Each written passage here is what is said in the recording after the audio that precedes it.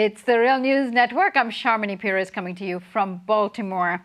President Barack Obama is currently in Cuba. He's accompanied by 40 members of Congress and various business leaders. President Raul Castro and President Obama had a joint press conference this afternoon, and this is what they had to say. There are profound differences between our countries that will not go away, since we hold different concepts on many subjects, such as political systems, democracy, the exercise of human rights, social justice, international relations, and world peace and stability. Defendemos los derechos humanos. We defend human rights. Consideramos que los derechos civiles, políticos, económicos, political, sociales economic, y culturales social and cultural son rights indivisibles, are indivisible, interdependientes interdependent, y universales. and universal. No concebimos que un gobierno no defienda y garantiza el derecho a la salud, that a government does not la defend and educación, ensure the la right to health seguridad care, social, education, social security, a la alimentación y al desarrollo, food el provision and salario igual development, por trabajo equal pay, igual y los derechos de los and the niños. rights of children. Nos oponemos a la manipulación política y el manipulation doble rasero and sobre double los derechos standards humanos. in the approach to human rights. But, as you heard, President Castro has also addressed what he views as shortcomings in the United States around basic needs for people and poverty and inequality and race relations. And we welcome that constructive dialogue as well, because we believe that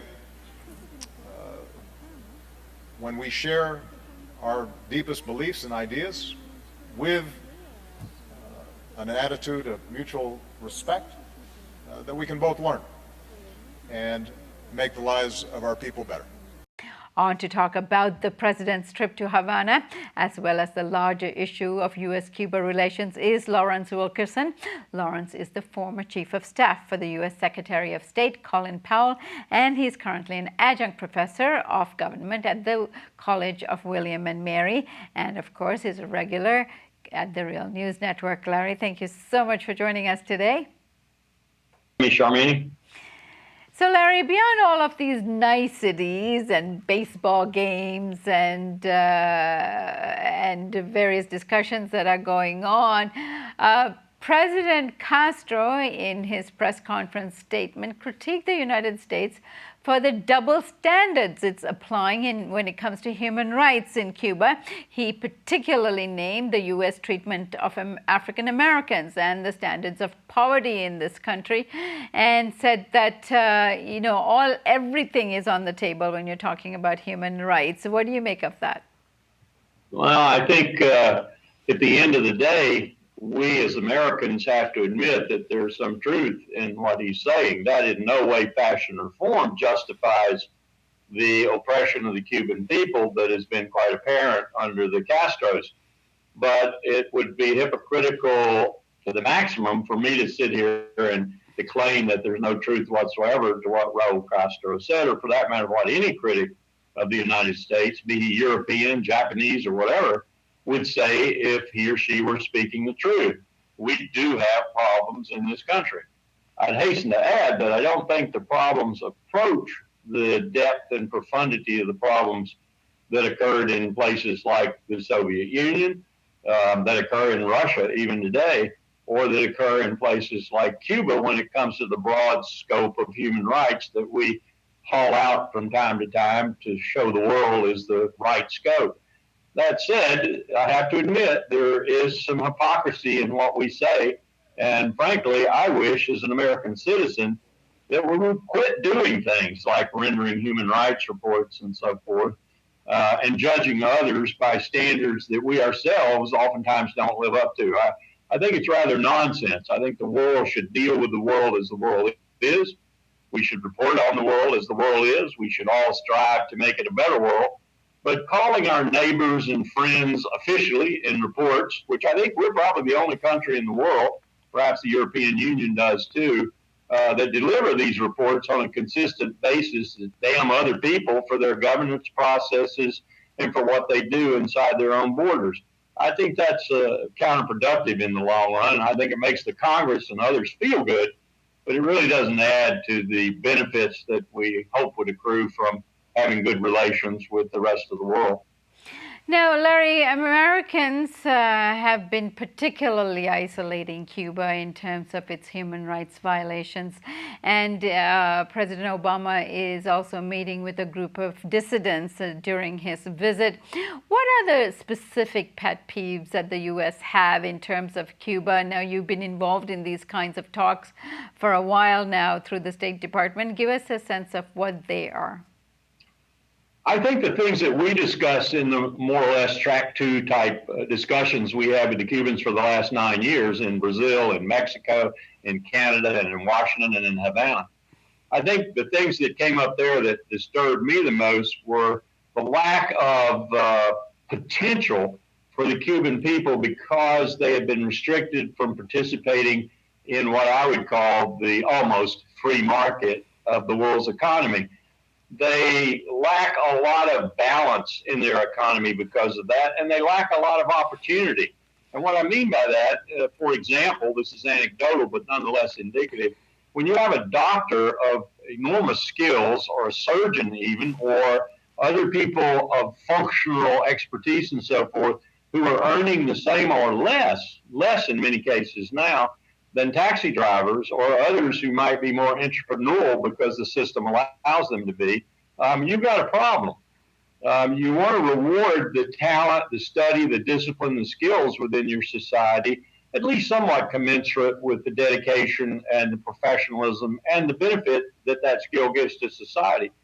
So I would like to see, and I think many of the Cubans I encountered during these discussions would like to see a more open economy, a more market-oriented economy, and therefore much more opportunity for some really talented people. Well, one thing I found out is just how talented the Cuban people are in everything from Shakespeare to business. And so they would have a better opportunity to succeed in a more open economy. That's the first thing I saw. Now, of course, President Raul Castro pointed out the double standards, as I mentioned earlier, but this double standard also applies to other countries in the region. I mean, President Obama isn't going to Mexico and talking about their human rights violations, or to Colombia and talking about their human rights abuses and the number of journalists that are being killed, which has one of the, Colombia has one of the worst records when it comes to the freedom of the press. And what is that double standards all about? And is it fair to Cuba to do what they're doing? I think we have to understand that President Obama has to sort of guard his flanks and his rear as he more or less executes the first visit to Cuba in probably more than a century, or certainly close to a century, and as he attempts, even more importantly, to effect a rapprochement, at least closer relations with Cuba than have happened in the last half century plus. He's got to guard his flanks and his rear. And what I mean by that, he's got to protect against those people politically, particularly in my Republican Party, who are going to attack him at every opportunity for being lax on everything from residual communism to human rights abuses and so forth. So he's got to signal these, he's got to single these things out. He's got to talk about them. Not that he's not sincere, not that we're not sincere about them, but he's got to do that. Just as he has to do that in Beijing. I remember remarking at one time, and it was the case, that anytime we started conversations with Chinese in the summer of 2001, when I was really heavily involved in it, we had to give our talking points on human rights abuses, failure to have freedom of religion, and so forth and so on. And then in turn, the Chinese had to give their talking points on Taiwan and so forth. So this is something that's pro forma in many respects, but it is certainly political in that President Obama has to protect himself with regard to those who are going to scream and holler and weep and gnash and pull their hair out because of this new policy he's effected with respect to Cuba. Now, I think all in all, the trip is going well so far. The president is also expected to attend a baseball match, and I know you want to talk about that, Larry. But he's also accompanied by 40-some U.S. Congress people on both sides of the House, the Republicans and the Democrats. He said in his press conference statement that this reflected an eagerness on the part of the American government to reestablish relations and commercial interests with Cuba. Give us a sense of what those commercial interests are to begin with, and then you can comment on your baseball game. Well, we found a number of commercial interests as we were doing this Track 2 dialogue with the Cubans. And as we talk with people from Texas and Louisiana and Georgia and others who might be interested in them, it's everything from chickens to oil. It's everything from sugar to rice to wheat, you name it, whatever we produce that Cubans need and whatever Cubans may produce that we need. It's, as you might expect, it's trade interest and it's environmental interest, protecting the pristine mangrove swamps, for example, in Cuba and so forth. There are enormous interests that go beyond commercial interests. And let me say that one of the things that we used to talk about all the time, Colin Powell and I used to talk about all the time, with regard to places like North Korea and Cuba, for that matter, the old Soviet Union, China, when you open up and you interface with these communities, you bring the weight and the influence of the American people, both commercial interest and other interests, religious and so forth, onto that society. And there's no more effective way of changing that society for the better than contact with Americans like that. And I think that's fairly true. There's some negative sides to it too, of course, but I think basically opening up and dealing with other countries, especially countries whose systems are more repressive or oppressive, is far better than closing them off, building a wall around them and saying, as Dick Cheney used to say, I never speak to evil, and having no dealings with them whatsoever.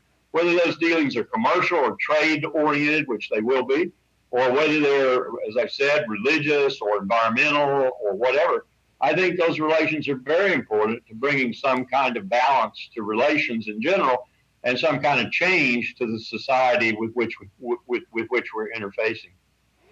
And Larry, your last comment on the baseball game at hand. Well, the baseball, the Cubans are, all the Latins are good at baseball, I think, but the Cubans are particularly good at baseball. And I'd love to see some kind of competition. Frankly, Sharmini, I would love to see the World Series become the World Series. It never has been. It's just baseball inside the United States. Now, that's partly because we're the one big country that plays baseball a lot. But as we've seen now, the Japanese have played it long enough to where they actually have members coming into our major leagues, and we have people playing with them.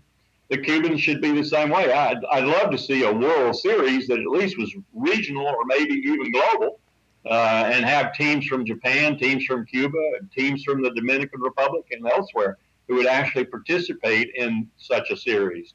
So I think this is another example of how sports and other cultural activities can bring societies closer together and even ultimately help change societies that I said are more repressive or less respectful of human rights. Important point, Larry. Thank you so much for joining us today. Thanks for having me, Sharmini. And thank you for joining us on the Real News Network.